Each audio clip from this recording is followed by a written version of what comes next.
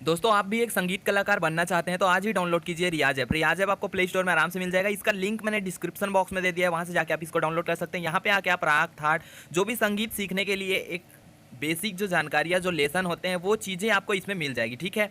और इसको अगर आप परचेस करते हैं फ्यूचर के लिए, अगर आप स्पेशल कोर्सेस लेते हैं तो यहाँ पे जाइए गेट प्रीमियम में, देखिए यहाँ पे गेट प्रीमियम में जाइए और यहाँ पे I have a coupon code पे टच करके यहाँ पे हमारे चैनल का कूपन कोड डाल दीजिए रियाज के डी 10, तो आप सबमिट कर देंगे तो 10% का आपको डिस्काउंट हो जाएगा। तो ये ऐप में बिल्कुल फ्री ही आप बहुत कुछ सीख सकते हैं। तो जाइए और डिस्क्रिप्शन बॉक्स में इसका लिंक मैंने दे दिया है, वहाँ से जाके इसको डाउनलोड कीजिए और सीखिए संगीत बहुत ही सरल तरीके से घर बैठे।